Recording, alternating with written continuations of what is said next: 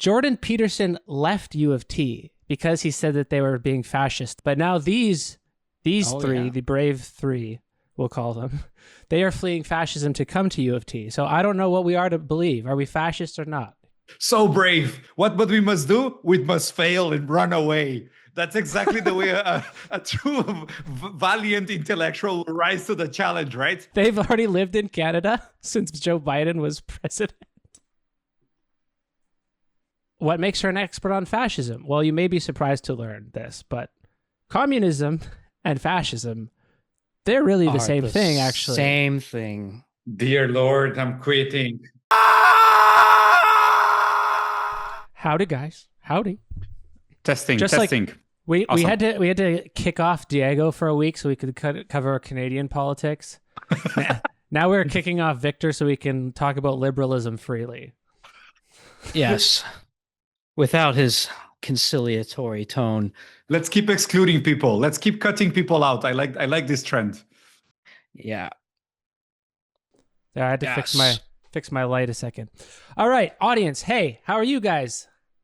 We were hoping today, our plan was to talk about The Psychology of Fascism, a book by Wilhelm Reich, who has the most fascist sounding name ever, but he was in fact not.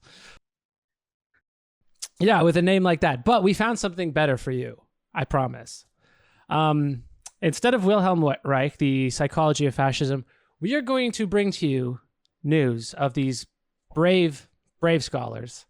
They are fleeing fascism. They are fleeing the American Reich. And they're coming to the safety of our little town here. Like Antonio Gramsci and Walter Benjamin, stuff like that? Benjamin never made it, but just like... Exactly the same. They're just like him. Just like him, exactly. Yes. Just like him with the university post waiting for him when he gets there, too. They are fleeing here to the University of Toronto. And as Canadians, we pride ourselves on opening our doors up to refugees, to those like these three who have escaped the atrocities that are being perpetrated upon Ivy League professors in the South. Oh my God. We have The a lot of humanity. persecuted academics up here. Like we've already got Jordan Peterson, and now we're adding a few more. Doesn't matter, whatever, any side of the political spectrum, you can refuge here. Jordan Peterson left U of T because he said that they were being fascist to him, or at least the student union was being fascist to him. But now these three, the brave three, we'll call them, they are fleeing fascism to come to U of T. So I don't know what we are to believe. Are we fascist or not? Are all three of them going?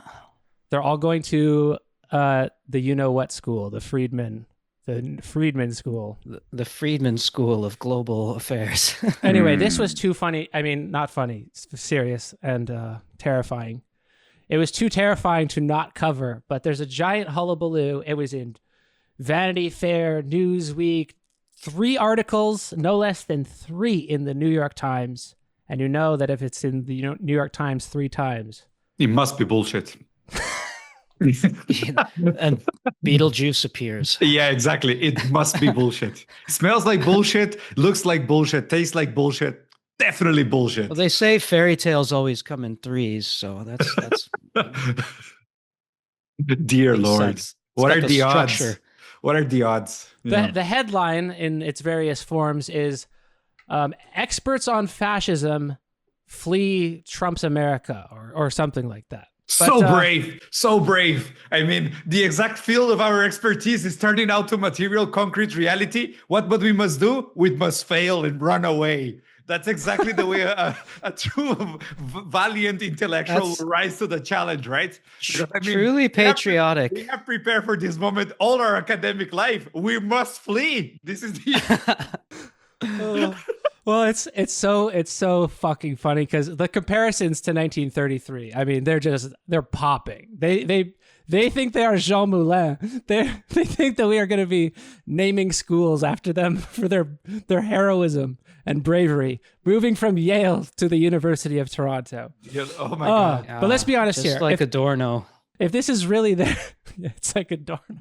Just like exactly. Yeah, let the milk metaphors flow. But like, speaking of terrible survival instincts, I mean, that's not a Walter Benjamin joke. I would never make that joke. Yeah, but that was black. That was if your survival instinct is leaving from Trump's Fourth Reich to Toronto, this is like fleeing Nazi Germany and like getting over the line to Denmark, and you're like, okay, I'm safe. I did it. Home free. You can't come get me now. Kiss the ground. Actually, this is my first bit of evidence that they are like just completely full of shit. Because if Trump were actually like Hitler, you wouldn't be like, well, I'm in Holland now, so I'm safe. They'll never get me here. Yeah, if they move like to North Korea or Cuba or Venezuela or something like that, it would be like, hey, they're being prosecuted. But moving to Canada is almost like moving to a next door neighborhood. It's like moving to France. Yeah, you're about to become the 51st state. So like, what's the point? Maybe Denmark's not the best example. It's more like Sudetenland. You're just like, yeah, maybe. I'm in Sudetenland. You're never gonna get me here. Paris is safe. They'll never get here. So we have clearly established bravery. What's next? Well, we were talking, guys. we wanted to do like some fascism. Is it the spectacle of fascism? And then, grabbing pro-Palestine students off of the street and putting them in bags and taking them away from where they live. So we got like elements of some fashy stuff, and we also have spectacle fascism, which is what these people are experts. And what are their names again? Jason Stanley, Tim Snyder, Marcy Shore. And there is 3 of them that say that they're leaving. But Marcy Shore and Tim Snyder are married. So like, does that count as 2? Yeah. Well, if they worked in a company, you're cutting costs. Yeah, they're not, they are still their own people. But if they're leaving together, do you still say the 3 leading experts on fascism are fleeing Trump's America? I don't know. Well, maybe we don't want to separate families like they are in the state's southern border, so we gotta. Separate. These are the immigrants coming from the South that are stealing our jobs. So, yeah, at least the job that Victor would want. Yeah, yeah. Victor is a victim of the American fascism. No, not the fascists. The immigrants. They're immigrants stealing Victor's job. But their movement is a product of the American fascism. So Victor is indirectly a victim. Yeah, I love how amidst the collapse of our post-secondary system, they can just pull tenure jobs out of the air. I don't know if they're getting tenure jobs. They probably are. They wouldn't They can move find without stuff one. for them because this is hot stuff right now. We have our critical theory credentials, at least it's in the title, right? So we went back and looked at what the critical theorists were saying after the 30s about fascism. But this stuff that people are saying now about it and the current, obviously like centrist liberal understanding of fascism that touches on a little running horseshoe theory thing is just too much. It's too good to pass up, I think. As we have to say some stuff before we get to critical theory anyway about what these liberal Democrats think fascism is. In fact, one of them has said there's no definition of fascism. It doesn't even matter. It's just it's kind of like pornography, right? You just know it when you see it. Well, I've checked into their credentials. They're anti-fascist credentials, or should I say they're all heralded as fascism experts. That's what the New York Times called them, and they themselves called them that in the video. So why don't we see if they are fascism experts? Yeah, how do you establish those credentials? I'm wondering. Well, I will tell you. Please. Jason, we'll start with Jason Stanley. Hi, my name is Jason Stanley. I'm the Jacob Urofsky Professor of Philosophy at Yale University. He has probably, I think, the most claim to be a fascism expert in that he wrote 4 books on fascism, mostly on rhetoric. I think he's like a philosopher of language or something like that. But he wrote 4 books. I haven't read them. I don't know if they're any good. But if you write 4 books on fascism, I think there's a case to be made that you're a fascism expert or someone who studies fascism, right? Yeah, he's been writing on it for at least 10 years, I think. I think he's Dude, your mentioned that. camera's moving so much. I'm gonna have a seizure. Is it? There, I Okay. moved my knee. Thank you.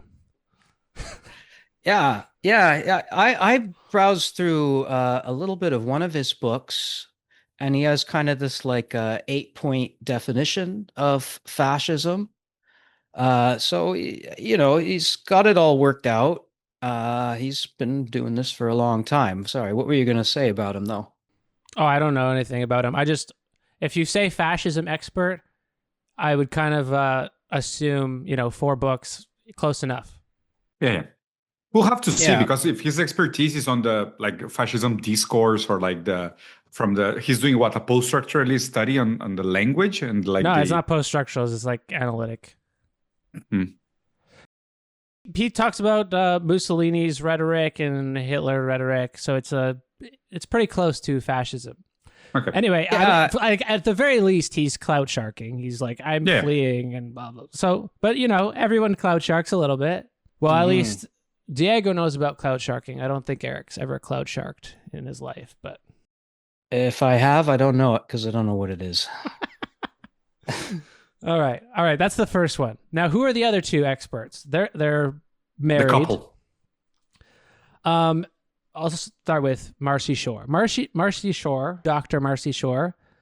They're moving together to Canada, fleeing Yale. The funny thing is, they've already lived in Canada since Joe Biden was president. Oh, so they're just, I guess that's more like they're just quitting their job. The lesson of 1933 is you get out sooner rather than later. Yeah, they're quitting the job that they used to have and then saying, I think it might be because the other guy said it first. Jason Stanley said it first. He got a bunch of attention. He got interviewed by Vanity Fair, and they're like, oh, well, we're doing that too. Ah, yeah. So they already live here. They already lived here, and they have since last summer. So that's what straight from the horse's mouth. This isn't like uncovering it. He just said it to the Yale University paper. So that's kind of takes the wind out of the sails of their argument. Like, get out early. When you see the signs of fascism coming up, like in the 30s, you got to get out early, right? You got to get out early. The New York Times doesn't mention that they are already here. They're just except not going back to their jobs, I guess.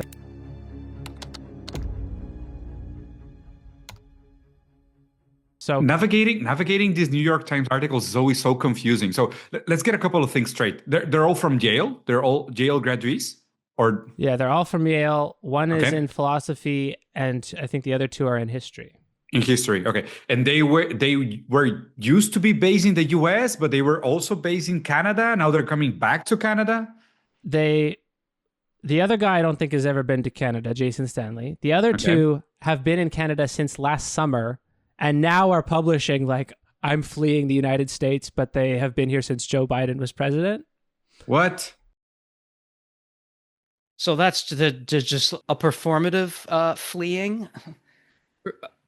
Performative bravery. Yeah, my bravery compliment is like losing strength by the minute. And Diego, they're all going to one school in U of T, which is called the Monk School.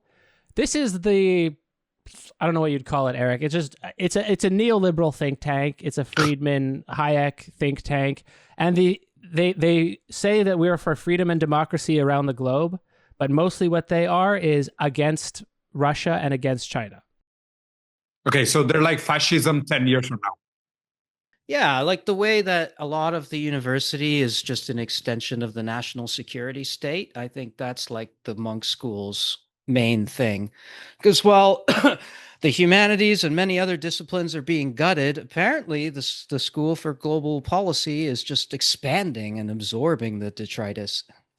And they study like surveillance, but it's only like Chinese surveillance and Russian surveillance, never Israeli surveillance for some reason. Like when I read these people, I got definite Fukuyama vibes, like someone who's identifies as like a Democrat and a liberal, or on the like sort of on the left, or like stands in the middle, but like sort of blows in the wind every once in a while, and they get a bit of a leftward lean going. And they are writing about national security issues and philosophizing about national security and making these big historical claims that have like a national security at the center of them. I think before opening more questions, I need to fully like listen to their stories, so maybe I can empathize. Okay, go ahead. What makes them experts on fascism, you may ask? Yeah. Well, Marcy Shore, she's written at least 2 books on the Ukraine. How does that make you an expert in fascism? The Nazis were in the Ukraine for a little while? No, she studies Ukraine under communism, actually. Oh my God. And Ukraine under Putin. So, what makes her an expert on fascism? Well, you may be surprised to learn this, but communism and fascism, they're really the same thing, actually. Same thing. Dear Lord, I'm quitting. I read several articles. Her favorite proof of this, every single article I haven't read them all. Every one that I read, which was less than 5, more than 3, she brings up the Molotov-Ribbentrop Pact. Oh, I was gonna guess the Hitler-Stalin Pact. Is that that's the same name thing for that? Same That's thing. another name for it. Not the Chamberlain-Hitler Pact, which is is euphemized. No, please, never. How would you ever think of that? That doesn't show any fascism in the UK, though. Or the fundraisers in New York for the Nazi Party. No, never. How would you ever consider that? You guys are way ahead of me here. No.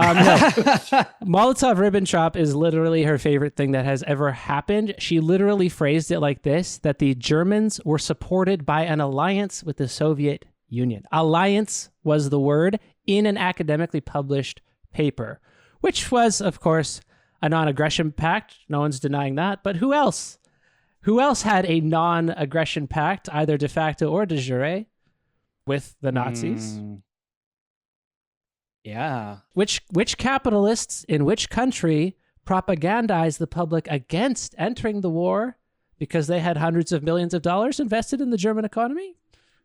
Who thought that very brave policy they called appeasement of Hitler would do the trick? The bravery of the liberal establishment comes out again in their appeasement strategy of Hitler. Just give him that. Okay, just give him that. Okay, he'll stop after that. What is the worst that could happen? Yeah, I mean... Oh, but Hitler and Stalin exchange words. Totalitarianism. Hannah Arendt leaps onto the scene. Let me tell you why none of that matters. Because authoritarianism is the same as fascism, which is also the same as communism. Okay, so everything is the same, nothing matters. As well. Yeah, so the same. Limits are gone, nothing matters. We're like monists now, and language is meaningless. It's not spectrum, it's not horseshoe theory, it's not fishhook theory, it's just... So she studies, mainly Ukraine and the things that Stalin did there. She must be an expert on the Palestinian genocide, right? So she's mentioning not... it quite frequently. She's, I think, a liberal Zionist. But she says she's kind of like both sides, like we should weep for both sides. That's kind of her attitude. Ignore the fact that Netanyahu just acknowledged that they funded Hamas from Qatar. Yeah, those are minor details. Now the first guy, Jason Stanley, he's like he's not a Zionist. I don't think he's an anti-Zionist, but he's not a Zionist, and he's spoken out against it.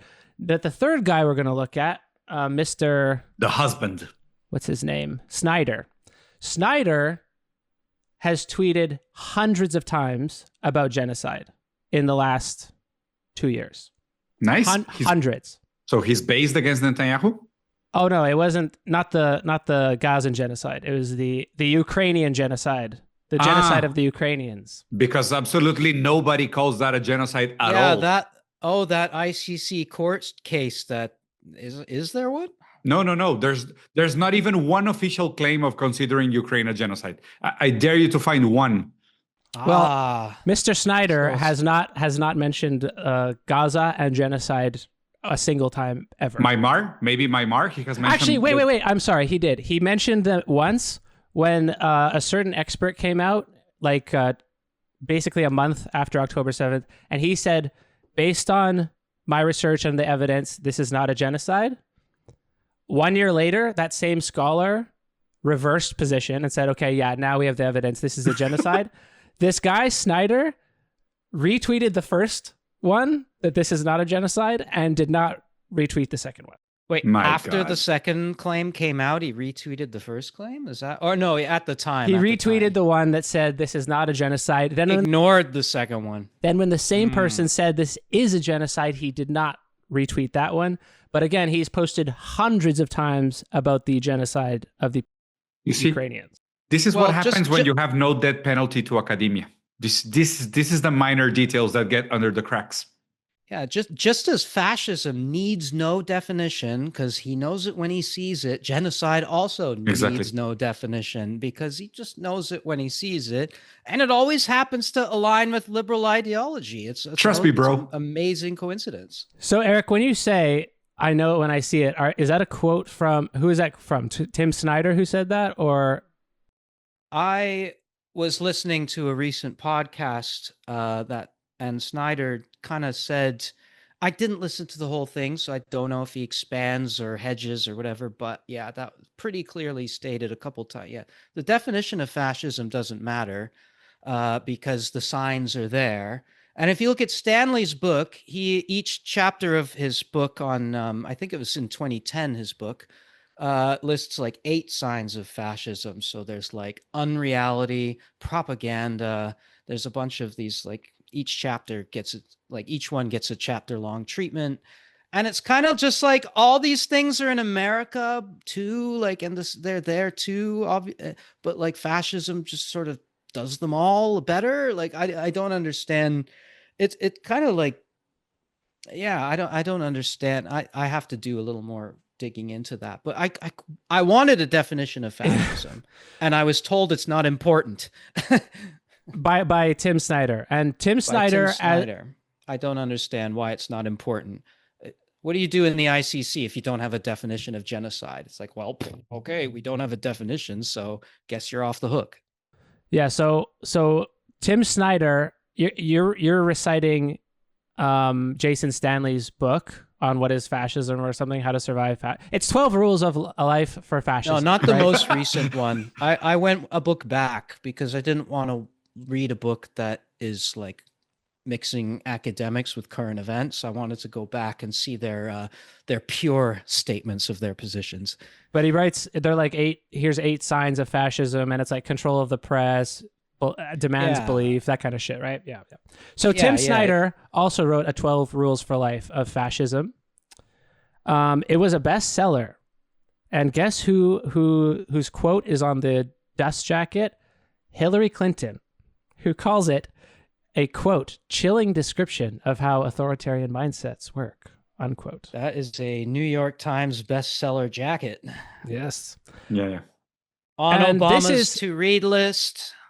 This is actually his second bestseller. His first bestseller is Bloodlands, Europe between Hitler and Stalin. Now, and Eric, I want you to listen carefully to this quotation because you are going to just absolutely love this.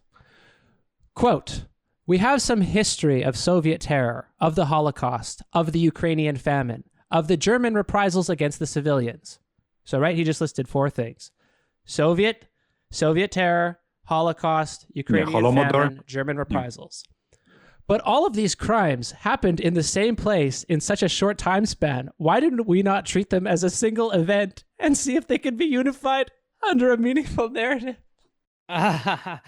Okay, I admit I have headed you off there. I thought that was funny at first too, but I headed you off because I did look at a couple reviews of his books, and that the idea, the Bloodlands concept is actually like a conscious spatial history decision. Concept is a sort of spatial history concept where you're using a geographically bounded area to tell a story rather than like a concept and then like jumping from place to place. So the fact that Auschwitz was in Poland And like all the Eastern, you could just draw a circle around Eastern Europe. You could then start your story in the 1920s with the big famine, and then you could get to this, even go back to the Civil War, then the famine, then the purges, and then you can say, okay, well, what also happened here were the death squads, the Nazi death squads, the Soviet death squads, and then you can say, well, okay, Auschwitz was in Poland, so the Bloodlands is where like 17 million people were murdered between the Nazis and the Soviets. Yeah, let me take a jab at it. That would be like textbook definition of framing bias. Like it's a high school mistake, not even academic mistake. This is the textbook definition of framing bias. Like you're choosing an arbitrary geographical definition, an arbitrary time frame. You're restraining variables so you can push a narrative on a certain like limits or cause relationship between causes and consequences. This is like nobody will publish that under their right mind, and nobody will allow something like this to be published. This is beyond arbitrary. This is, of course, a bias towards creating a narrative that is useful towards pushing a specific identity or ideology. This is like the peak, the middle of horseshoe theory. Like barbarians came at this land from either side. They were exactly the same and did exactly the same thing when they were in Ukraine. Yeah, this sounds like reactionary centrism, that they're reframing back from concepts going to what they truly are. And they're like establishing this metaphysical area in the middle of nowhere. And this is exactly what she's doing by saying this. She's creating a metaphysical area in the middle of nowhere. This is Tim Snyder doing that. Sorry. But they're a couple, so I don't know exactly who created what. I just want to be nice. And also, he's not even saying we're going to talk about this geographical place. He says these events are going to be treated as one event and narrativized. Here's a quote from the review I was looking at. This is a quote within a quote. This is quoting Snyder. In the middle of Europe, in the middle of the 20th century, writes Snyder, the Nazi, quote again, the Nazi and Soviet regimes murdered some 14 million people. The place where all of the victims died, the Bloodlands, extends from central Poland to Western Russia through Ukraine, Belarus, and the Baltic states, end quote. So this is the geographic area he's decided to focus on for his history. He's selecting to support the ideology that he already wants to present. He's not choosing a random place. This is like choosing, it's framing bias, Massachusetts, and saying, oh, there was a bunch of people here. Then suddenly no one arrived from nowhere and they all died. If you're going to do some like real honest historiographical work, you're also not starting from zero. I mean, there's a theory of Rimland and the relationship with motherland and how that area has been subject to conflict for centuries. You know, like you don't like out of nowhere call it the Badlands and choose to create a narrative that is convenient because of those events in that time. You have to consider the fact that other historiographical work has been done before that. And the Rimland theory and motherland theory is widely accepted geopolitically. And I appreciate that it's a different way of doing history, but then the content that they choose to fill it with, I kind of disagree with. Fuck. I think it's very one-sided. I think it ignores, you know who else went to Yale? You know who else studied these things? Michael fucking Parenti. How many exactly? How many citations does he get in their books? I bet it's Bupkis, I bet, is the answer. So historiographical point. Yeah. There's your review of the book. Someone who is actually an expert on fascism also reviewed this book. We've had him on the podcast way back when, Sir Richard Evans. He reviewed the book saying, and his final sentence is, Snyder's book is of no use. So, one of the people I looked at said, but he leaves out, the Russian Civil War. He decides to start after the Russian Civil War. Here's another line from this is hilarious. Here we already encounter one of the major problems of this book. And again, we're talking about, actually, I've jumped over to talking about Snyder's book. By focusing on Stalin's crimes, the millions of people who died during the Russian Civil War, and especially the famine of 21-22, get no attention at all. Snyder mentions these victims in passing, but does not go into any depth, probably because they fit neither his temporal nor his spatial framework, which we were just discussing. These people died in the quote-unquote bloodlands and in many other parts of the former Tsarist Empire for the violent policies of the Bolsheviks in general, the Stalinist leadership in particular. The experience of the Civil War was formative, and the Ukraine famine of 32-33 also in many ways constituted a reliving of the famine that had preceded it by 10 years. So not exactly saying it's worthless, but like, here's a big faux pas, you know. The spatial and historical framework, as we've been mentioning, creates these omission problems. Yeah. Well, let me say, here's the bloodlands. I clipped that quote from Richard Evans' review of the article. The full sentence says, "What we need is not to be told once again the facts about mass murder, but to understand why it took place and how people could carry it out. And in this task, Snyder's book is of no use." That's the question. That's the question I kept asking, is why did this happen? Why did this happen? Why this framing? And they're not interested in that. They're not even interested in saying anything new. They're giving a synoptic view of scholarship that's already been done.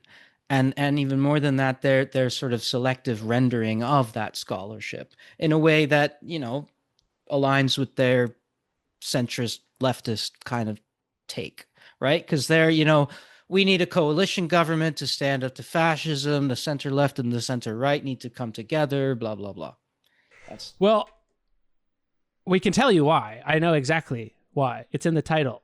It's called Bloodlands, Europe Between Hitler and Stalin. Yeah, it's radical centrism. The conclusion of the book is that Stalin killed people in here, Hitler came in here and killed people, Stalin came back and killed people. It's just random people are randomly killing people, and it's all the same. So the point of this book is Stalin equals Hitler. Exactly. I don't want to debate why that is, because I need to get to the next book, which is also a bestseller. That was a bestseller.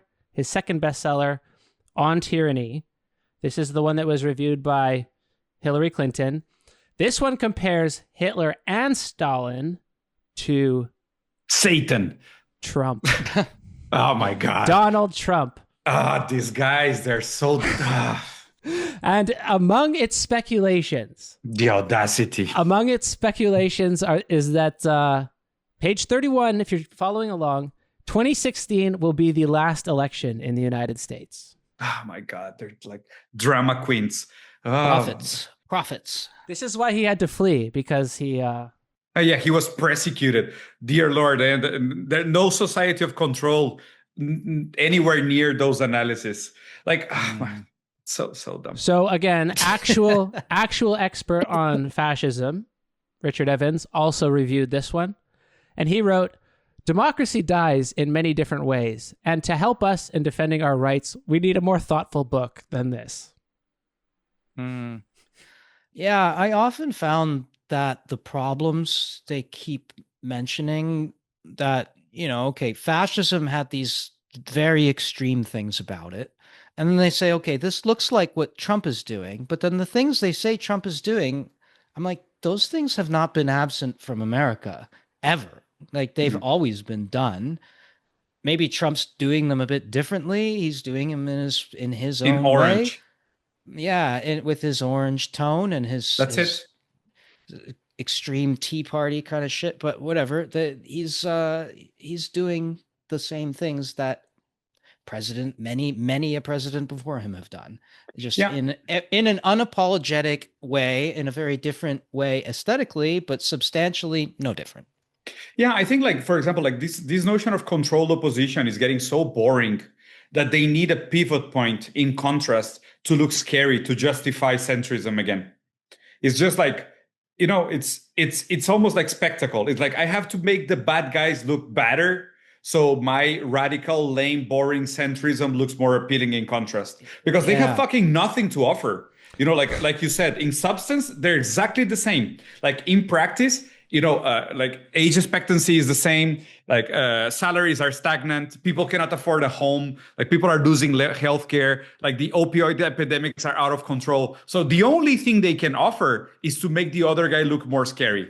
And like they're going to keep comparing. Like the next book is going to be like Trump is worse than Satan himself. No, like he feeds on baby and he baits on blood. Please vote for Democrats again. It's like, how many flavors are this bullshit rainbow can you offer us? It's like, this is so dumb. It's so stupid. Like I don't know, the one it's so question lame. I wish they would answer on that topic of the wit, they don't go to the why, they just go to the what, which actually is I guess what history is supposed to do. They're not supposed to be judgy. They're neutral, as if that's possible. Anyway, the one question I wish they would, because they'll say, in the 30s, there was a kind of, love of Hitler, right? There was a tolerance of Hitler. There was an encouragement of Hitler in the 30s on the part of many of the Western powers, as we know, as I've mentioned before on the podcast, even Henry Ford, Canada, William Lyon Mackenzie King, big fan, right? And Chamberlain, Henry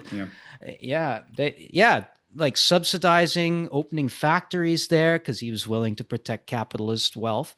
But there's never any mention of why. Why were they tolerant of Hitler? Why? Did it have something to do with communism? Why? Why is Trump now so tolerant of the far right and completely will not countenance anything to do with the left? Why is that? Why is that?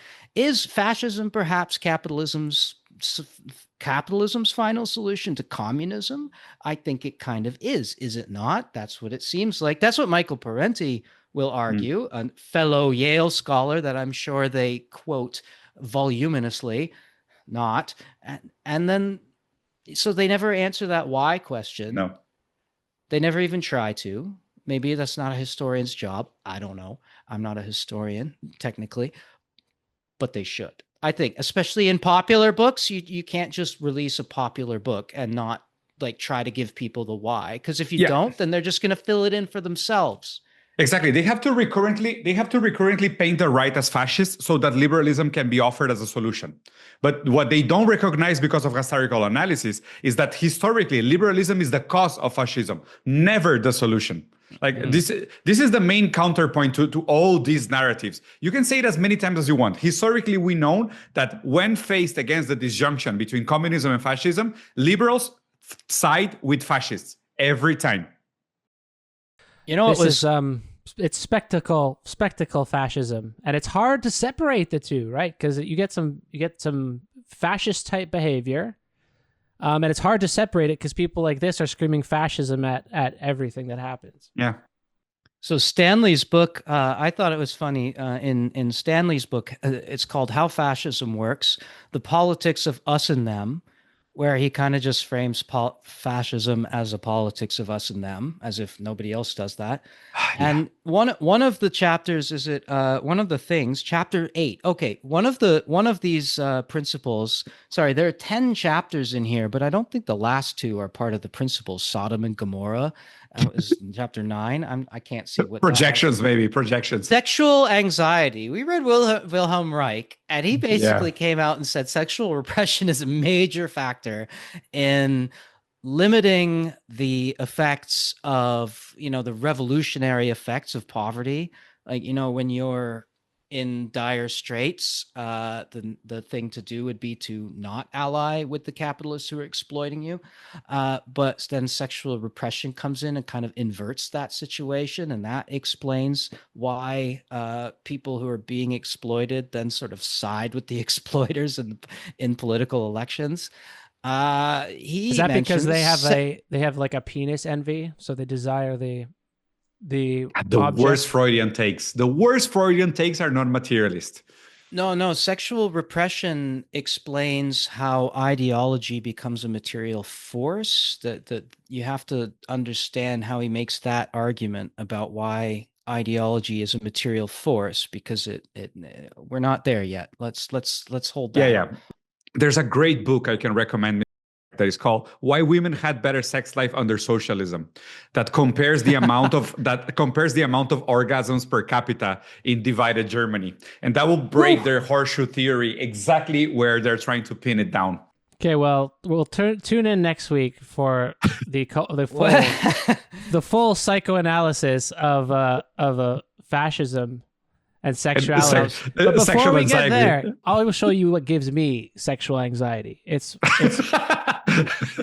what is this? What is this? Like a throuple? What is this? Okay, a threesome. Even if you're not watching with video, this will give you the vibes of the work of art that these people have put together. Two of them, remember, have been in Canada already for almost a year. Okay, brave, so brave. Now, I want you to watch this. Try, if you can, separate what might be real fascism from New York Times spectacle fascism. Like, it's really hard to do. We'd have to go into like in depth and pause frame by frame to see what's happening here. But they mix it all together to make you afraid of this one image. Here we go. He's Yale's professors. I'm a historian of totalitarianism. I look at fascist rhetoric. I've been thinking about the sources of the worst kinds of history for a quarter of a century. Experts say the constitutional crisis is here now. The Trump administration deporting hundreds of men without a trial. A massive purge at the FBI to make people afraid of speaking out against him.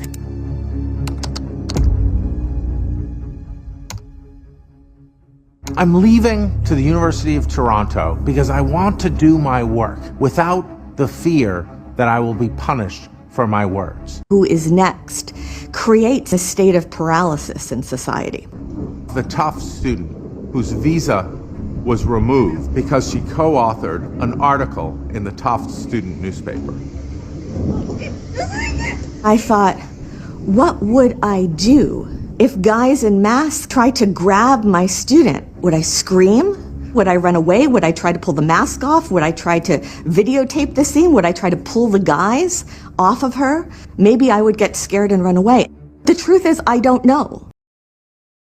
Okay, so she doesn't know what would happen if a Palestinian got black bagged. But we do know what she would do regarding Mahmoud Khalil getting black bagged and taken to Louisiana. She tweeted this regarding Mahmoud Khalil. I'll put the quote on the screen just in case I misquote it. But what she's afraid of is not Mahmoud Khalil being detained. It's that, quote, Jews might be scapegoated for the violence carried out by a fascist administration. I mean, fuck the guy with the Muslim name. It's because me. I have to go to Canada where I already live because me.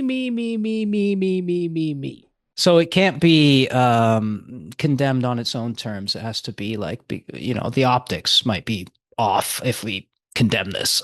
Again, the word bravery just springs to mind again. No, but let's try to make the exercise that Peel's proposed, like on what we saw.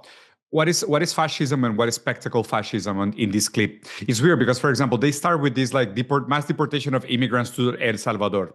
That's pretty much a business deal. Like Trump did that because it's less expensive to process immigrants in Salvador and then get them deported than to do it internally in the U.S. So is that fascism? I don't know. I think is closer to capitalism as we know it and love it.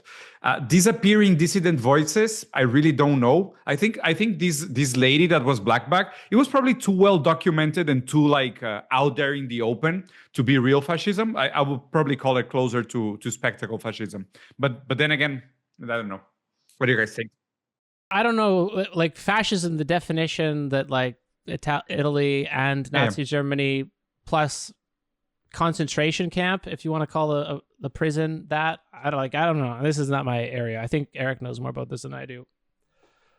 Well, I think one of the things is, fascism is kind of equivalent to far right politics, and ultranationalism is a word that came up a bunch. So you have sort of far right ultranationalism being, like not patriotism, by the way, not nationalism light, not what we're all good patriots. It's just if you go ultra nationalist, then you're getting into fascist territory. Like I don't know. And then does that I guess the Bolsheviks were ultra nationalists by that standard then? It just seems like it's Yeah, I get the problems of defining fascism, especially if you want to throw so many different eggs into that basket. Then how are you going to have a definition that applies everywhere? You can't. We're going to have to be more specific. Otherwise, you just have sort of the "I know it when you see it, when I see it" definition. We see the signs, and the signs, as the New York Times video showed us, obviously have to have true crime style music playing in the background, like when you're going to see a conspiracy theory documentary. Dun, dun, dun, dun, dun, dun, dun. Like, they thought they were safe. Yeah, like just this very dramatic music. Like it's just keying you to look at all this, being like, oh my God, what is going on? Like it's doing your thinking for you. I mean, I hate the way New York Times has made that video. It's just so sensational. Isn't it difficult? It's like, it's difficult though. Like, is sending migrants to let's call it a concentration camp, just to make the parallel clear. Is this part of fascism specifically? Or is it something like ethno-nationalism as opposed to fascism? Like ethno-nationalism is no better, but it's kind of a different thing. And then there's a line in there that's like, Trump is purging the FBI. Is that anything? Is that fascist? Is that fascism? Yeah. Is that? I don't know. Yeah. An attack on democratic institutions like the news and the universities, and using the police force as like a personal bodyguard or a personal military rather than a individual, all those things, whatever. Since it's America, all those things are democratic institutions, and they're, by definition, they're under threat by Trump. There's no... Yeah, it only seems to work when you make a caricature out of Hitler and fascism. And when you really clean up American history, so you can just get that contrast between like how America, of course, the fascists have that sort of nostalgic return to the 1930s or whatever, a time when things were whiter and more masculine. But then the liberals also have their kind of historical nostalgia, fantasy that America used to be this like democratic wonderland, and now it's all founding fathers and ruined, when really America has only ever, as far as I've seen, it's worked very well if you have a lot of money. It's worked well if you are at least in like the upper middle classes. For everybody else, it works you. It doesn't work for you. Works you to death. When I saw all the guys with their head shaved, and I was like, holy shit, did New York Times put an Israeli prison in their video? Oh, no. It's El Salvador. Yeah. The Nayib Bukele, the crypto president. The scapegoating the immigrants thing was very interesting to sort of say, this is also a sign of fascism because Trump is doing this. And I'm thinking, well... Yeah, because immigrants were doing grades under the Democrats. Is that unique? Maybe it's unique in the sense that the president is directly saying it, but I don't know. It's been pretty permissive. America's been pretty permissive about scapegoating, as long as it's the right groups. I think the black bagging protesters, this is probably up there. The closest. That's number one. And of course, the biggest victim of America, Hassan Piker. He had to wait at the airport. Yeah, 2 hours to undergo interrogation. Oh my God.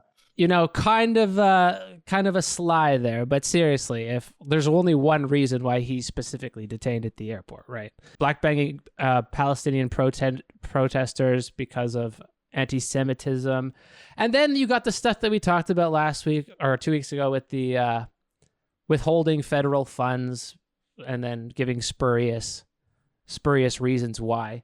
But I think a video like this of here's all the things that happened that are fascist, while it's all in the family of fascism, this makes me more confused, right? This, like, which part of this, how do we dissect these events?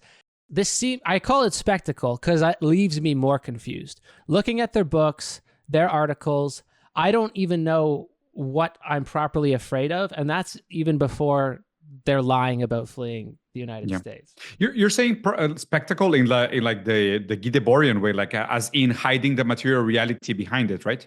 Yeah, as a distraction. It's made to create the illusion of conflict and an emotional reaction, and it's meant to stir your feelings rather than then reveal something true. It's like exactly what this is. Yeah, I agree. Like it seems like a very pivoty strategy, as if like I want to make my enemy look worse, so I'm a better option in contrast. It's like crying wolf. Yeah. When there's actually a wolf, but it's on the other, it's coming from the other side of the village, and you're crying wolf on the south side of the village. So yeah, everyone... and in the end, my God, this is the United States of America. Like both sides are like, they're so close to each other. Like calling each other a fascist or like communist is so ridiculous. That's why I like this notion of like radicalism is creating reactionary centrism. Because radicalism is radical because it's radici. It's based. Radicalism is based. Reactionary centrism is spectacle bullshit. That's the way I see it right now. And they're so non-materialist because the way they describe it is just people are randomly putting up a tent and then it says fascism on the front. And just randomly, these idiots are all just going into it. Like there's no material conditions. There's no dissatisfaction. There's nothing that the Democratic Party did, of course.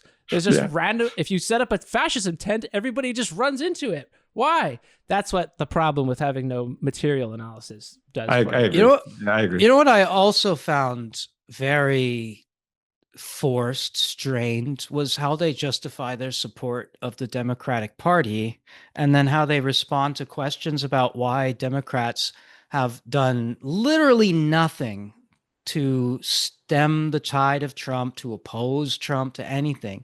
And their answer is that it's you, the population's job, to get out there and create a platform. I think they might get into it a bit, a platform for your Democrats to then show up. So you do a rally, you got to organize it because the Democrats ain't going to do fucking shit. Do you want to watch that part? And you got to hope that they show up and get some good photo ops there. And that's going to like invigorate the Democratic Party because they're going to. So otherwise, like the natural drift of the Democrats is just to become fucking right-wing capitalists unless you, the people, hold them accountable. You who elected them and gave them their fucking mandate in the first place, they don't need to listen to that at all unless you're constantly there, making it so that they can't ignore your voices because otherwise they won't do shit for you. And that's why we're proud Democrats, I guess, is because they're so responsive to you when you get out on the streets and do all the work for them. Yeah, let's watch the thing that Eric's talking about. People say, oh, the Democrats should be doing more. They should be fixing things. But if you want the Democrats to do things, you have to create the platform for them. You have to create the spectacle, the pageantry, the positive energy, the physical place where they can come to you. Counter spectacle. Vote harder is the conclusion of this. Man, color revolutions are so predictable. Like these guys, like they live in Wonderland. It's insane. You have to cherry pick the events in the world to a nanometric degree of precision in order to believe this bullshit. It's insane. It's absolutely insane. I just love the tortured logic of being a Democrat, but then claiming they're not going to do shit for you because these feckless, immoral, fucking moral compass free buffoons will not oppose fascism unless you get out there and tell them to. And when do people get out on the streets and protest? Like how often does that have to get pretty bad for that to happen? There has to be like a clearly racist murder that was caught on camera. There has to be a horrible economic disaster. Like things need to happen, or a genocide. You need to get a bunch of genocide, a real, actual, materially concrete genocide. Yeah, like really terrible things need to happen before people get out on the streets and create that fucking platform that the Democrats so badly need before they'll get off their asses and actually govern the fucking country. Dude, I'm with you. This feels like absolute wonderland. He literally said that. Tim Snyder, this guy who Hillary Clinton wrote on his book, he said, you have to go out and build the platform so that your civil servants can come to you and speak into the microphone. Like, are you kidding? Yeah. This is their politics. They're so disconnected. The politics. They're so disconnected. This is what happens when you go to Yale. And now they're sending them over here. Close the border. Yeah. I mean, I've been thinking, and one of the things Wilhelm Reich points out, and I think this is kind of just a truism now, is that the one of the most dangerous say, layers of society as the lower middle class in fascist uprisings, because they are the ones who are likely to go over to the fascist side. Like the workers are at the bottom of the pyramids, holding the whole thing up. There's a good chance that they will, if they're not too sexually repressed, of course. But the middle class has a bit of freedom and comfort. So there's a little more likelihood that, and then, so the word just PMC, right? Professional middle class. Like these are professional middle class academics who are trying to justify, who are maybe angry about the proletarianization of post-secondary labor. And they have the resources and they're ensconced in it all, that they can move around and avoid that proletarianization. While those of us who don't have those kinds of means or are not established in those areas just get pushed the fuck out and have to go find different lines of work to support ourselves. So I can't say I feel too much sympathy for their plights. You know, not everyone has that opportunity to just flee the fucking country. You know, oh, we should have learned from 1933 that you can get out of there. Oh, yeah, remember it. Oh, yeah, just like Walter Benjamin tried to get out of there, right? He was very successful at escaping. No, he had no money. He had no contacts. Adorno, I guess, was trying to help him, trying to get him a fucking pass, but he couldn't get out. And that is what happens to people who try to flee, is they cannot get out. They cannot get away unless they have the resources to do it. I mean, this is another version of during that we're all in this together video that all the celebrities sent out during fucking COVID. You know, this virus got me feeling a bit philosophical. Doesn't matter who you are, where you're from, we're all in this together. And the world will be as one. We're all in this together. Fascism affects us all. We all have to come together and fight the fascist threat. No, none of that kumbaya fucking shit. Real historical analysis. Now, I don't want the counter spectacle to the spectacle of fascism. I want the real opposition to real fascism. The victim mentality of all the atrocities that are being perpetrated upon Yale professors. This is an interview with Jason Stanley, the first guy. The interviewer asks, "Do you fear persecution down the line?" And he says, "No, I welcome persecution." I want to move to Canada. Yeah. I welcome persecution. I would love to be arrested and for my grandkids to say, "My granddad got arrested for fighting fascism." There you go. I want to get arrested too. I'm sure it's working wonders for Piker's views. That the fact that they often leave out these why questions, which makes these books kind of, in that reviewer's words, sort of useless, because they don't try to answer the why of fascism. They just try to go for the what, and then like see the signs and get rid of them when they come, or flee the country. But if you really thought, okay, well, fascism adopted a lot of the rhetoric that the socialists were very successful. Germany had a huge socialist party, as did France, going well into the 20th century until the Stalinist atrocities and things like that started dividing things. But you know, the rise of communism in the left today, we say the left is dead. We say, well, judging by the standards of what the Democrats are doing, yeah, the left is fucking dead. But the resurgence of interest in Marx, even the MAGA communism, which was insane to me, but like it's got that word in the title. Bernie Sanders kind of making socialism not a bad word anymore. The rise of lots of YouTube channels and groups. I think of things even just like David Harvey's lectures, or even the emergence of the increasing bravery of the more like Stalinist and Mao, not apologetics, but like, you know, they're willing to actually have a critical look at what they did and not outright dismiss them. People who are kind of around the Monthly Review magazine, that's one orbit of those sorts of politics. I mean, those things to me do seem to be on the rise, and Marx is coming back into vogue. And so what that says to me is that, okay, there's going to be a fascist counter reaction, because that's what it is, right? It's reactionary ideology.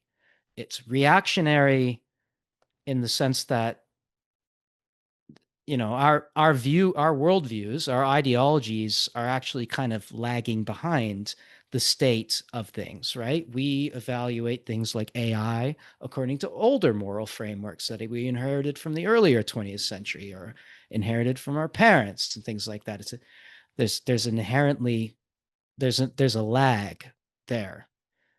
And so but the point is, if you go to this why question, you might start to see that the sort of new acceptability of far left politics in many corners is, and obviously they saw critical race theory and all that. All their rhetoric points to a rise of cultural, whatever, woke cultural Marxism and stuff. And then the part they don't say, which it's a global Jewish conspiracy, that's the part they leave quiet now because they're obsessed with Israel. But it says to me, if you go to that why and you see the newfound acceptability of Marxist ideas, you then naturally get the political reactionaries coming forward, of which Trump is a perfect representative. Or at least he's a great vehicle for right-wing rhetoric and fascist politics. Even if he himself is not a fascist, he's certainly an enabler. Well, they're deploying the comfort of language, and I mean kind of the opposite of comfort. It's calling it fascism means that we know what it is. So even if we're scared of it, then we can prop it up, use it to sell books, get cred for moving to a country that we already moved to, and then we get to be the biggest victims when we all know Hassan Piker is the biggest victim of all this. I got to a very nice conclusion. Yeah. I agree. Hassan Piker is the biggest victim. I mean, fuck the rest of the world. When you go after, just like strategically, if they're trying to, what is it called? Chilling? Like chill. Yeah, make dissent? That chilling effect. That is like the worst. He's like the most famous among the leftist kids that there is, right? Yeah. That's a strategically awful decision. They could go after I Show Speed next. Like if they're actually going to an anti-China, anti-Russia think tank, like I Show Speed became a comrade last time he went to China, so he may be the next target. Is that the guy who jumps over cars? Yeah, exactly. Oh, that guy's boss. He's sick. Yeah. So China's trying to get him over there so they can indoctrinate him and send him back? No, he already went. He did a live stream with like 48 million people connected live. Like he tore down 5 year worth of propaganda with one live stream. Yeah. The fact that we're a critical theory and philosophy podcast, and we're all... No, we are an Orientalist materialist podcast, Eric. Please, Eric. Sure. Please. We all have both feet, at least in those areas. Anyway, what's the training of these people that would bring them to these conclusions? It's interesting. I don't know. Maybe we talk about that for a bit too, just a couple minutes, because I don't know their backgrounds. I keep bringing them up this episode, but I just wonder how is it Michael Parenti was a political scientist at Yale, and he came to the conclusions that he did about, of course Stalin was an atrocious leader, but also the outright dismissal of everything that happened there is also not helpful. It is not helpful to say that, capitalism has all these problems, but when we're talking about capitalism and communism, then capitalism is like the golden child. There's nothing wrong with it. We can't, like, you see how the discourse shifts. We can talk about capitalism, good and bad. Talk about communism, capitalism, everything good. Outright dismissal of anything. I mean, we can't, there's definitely some sort of capitalist realism, Mark Fisher, whatever, however you want to put it. They're clearly not into critical theory. No. He's a analytic philosopher. Jason Stanley, at least. Just looking at his page, it says contributions to philosophy of language and epistemology. Whenever you do those two things at the same time, it's analytic philosophy. But the bubble phenomenon here, that New York Times readers, that New York Times, these big Vanity Fair, that you're so if they're getting super excited about something, and this is one of them, you can bet that has the material that originates the impulse is going to be opposite to the outcome that they're calling for, the end of fascism. But I don't know. It's just this is why I'm going to call it spectacular fascism. Is it because it's just on this loop? It's a loop from New York Times to the New York Times readers to this kind of academic. I don't know if I have ever heard someone. Oh, I guess Harold Bloom was from Yale, right? It just seems like Ivy League academics are disproportionately idiotic in the framing of what they're going to analyze. Because all these three, their analysis starts out with, or at least, sorry, the two of them, their analysis starts out with, I need to make Stalin and Hitler the same because I don't like them both. Yeah, because then that's how the analysis works. Yeah, the democratic fundamentalism comes up as the only option.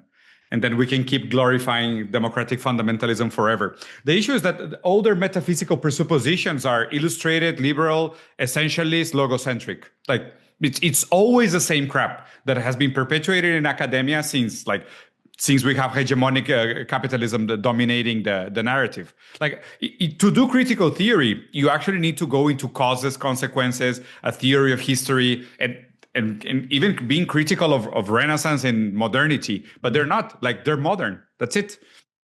Well, this is exactly the same thing as happened in the Canadian Parliament when they said this is a Ukrainian soldier who fought against the Russians. Yeah. When were Ukrainian soldiers standing ovation fighting against the Russians, and then they gave him a standing ovation? Oh, he's like a fucking Waffen SS Nazi member. Yeah. And this is to say, like, oh, look at this poor land that the bloodlands here. 25 million Russians died fighting Nazism. And then after this pile of bodies, then you're like, well, they're kind of the same. Yeah. They were fighting each other, but they're pretty much the same ideology. Meanwhile, Henry Ford's son is like working, is employed on the board of like IG Farben's American branch. Like GM and Ford are suing the American government for bombing their factories in Germany that were making armored cars in World War II. Like, who's are we the baddies? And then on top of that, Pills, didn't you find an interesting tweet that said something about Jason Stanley going to the Ukraine and also giving a props to someone who turned out to be a neo-Nazi? Oh yeah, this is journalist Max Blumenthal says Yale's self-styled fascism expert Jason Stanley went on a Maidan propaganda tour in Kiev, met with the US-UK funded info op Stop Fake, which was staffed by open supporters of neo-Nazi groups, and came back defending I don't know how to pronounce this, Andrea Parubi, the founder of two actual fascist parties. So just like that just shows you that they're blinded by their ideology, they're least paid. In the way they're just so desperate to make Russia look evil and the Ukraine to look pure and good and the victim of all of this, that they're willing to ignore the neo-Nazi elements that are clearly there. And I'm not saying Russia's justification then is correct no, not at fucking all. There's no denazification. That's not the purpose at all of what's going on. But that also just shows you that there are Nazi elements in quote unquote democratic capitalist countries, that there are Nazi elements deep in those places. And that if you let your ideology, let your biases, let your feelings about things blind you to what's actually there, and you're stridently trying to make the Ukraine look like the victim in all this, with the goal, of course, of sending them more weapons. Like, that's the goal, not stopping the conflict, but just convincing everybody to allow us to take a big chunk of your tax money, spend it on weapons, and ship it over to sea. That's like, they are as useful as fucking fireworks, except they kill people, right? That's what they're trying to convince people to be on board with, especially when Biden was doing it. Now, when Trump is doing it, it's not okay. Maybe it's not okay anymore. But still, like, fucking hell, man. Come on. Stop bringing neo-Nazis from the Ukraine to our parliaments and into our fucking news feeds and trying to, and then being like, oh, didn't know that was a Nazi. Since I cover like all those Afrikaner former colonialists that they're bringing over from fucking South Africa now, because they tried to reprogram Grok to tell everyone there's white genocide in South Africa. Like, Jesus fucking Christ, get your shit together, center. Remember that tweet? NATO tweeted, Ukraine is Harry Potter and William Wallace and Han Solo, and they're trying to blow up the Death Star. No, I don't. That sounds hilarious. NATO tweeted this about Ukraine, saying you have to defend Harry Potter and William Wallace because we're fighting good versus evil here. Like covering international geopolitics all week and then coming back to the United States politics, it's insane. It's truly insane. Like, you see the whole world is getting based in terms of how they do geopolitics. And then you turn into the US and it's like, what the fuck are you guys doing? Like, this seems like fucking Wonderland and then mixed with Star Wars and like crazy narratives. It makes no sense. Like no wonder nobody takes them seriously anymore. Like, when you go to geopolitical meetings, the way people talk about politics in the US is almost like with pity now. It's like, yeah, they're doing their like monkey dances and like distracting people while their economy is trembling and they have no productive forces. Let's focus on building a Silk Road around the world. Let's get to the real stuff that matters. It's insane. You could learn more about what's happening in the world from binging Andor season 2 than watching fucking a month of news. Oh I agree. My God. I agree. Andor season 2, that was about Ukraine fighting Russia, right? Andor is pretty good, by the way. Andor season 2, it's golden television. I think the Gorm, whether consciously or not, became Palestine. I agree 100%. The Gorm is Palestinians. Yeah. And I want to make that claim, not because I believe it's true, but just because I want right-wingers to hate Star Wars. I mean, even George Lucas said it was based on the reason it was based on Viet Cong. So like, you cannot get more like to the raíz, to the root, to the radici of the work. Yeah. See, Star Wars has its roots in centrist opposition to Vietnam War. Awesome. I mean, I truly hate Star Wars, but Andor, like the Andor, and then the movie that came out before the first one, or like Rogue One prequel. Yeah, that one. Rogue One. Get rid of these fucking Jedis. Get rid of the weird aliens.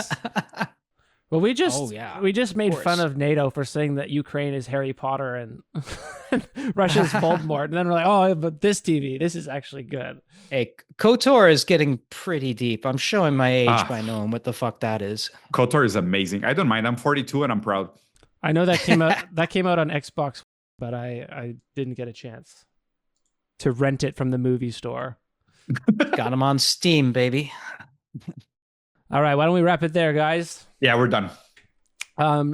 Next week, the psychopathology of fascism. Woo! And how they're all just horny, and if they just let them fuck their moms, they would have been fine. Possibly next week, because we may have something a little different for our subscribers when we do one of those episodes next. Oh, true. We're gonna have to decide. We may. Yeah, it's up in the air. Remember, vote. If you're afraid of fascism, vote.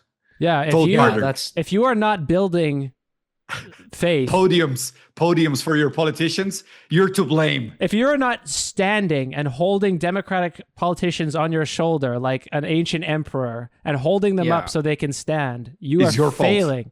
Fascism is your fault. Totally. Take a page out of Greta Thunberg's book, right? Go protest. Fridays for fascism or something, right? If you're not carrying democratic politicians around in those little Japanese boxes that they carried the royal women around in, then you are a fascist. Yes. Take care, guys. See ya. Always good talking to you. Grease the machine with your blood.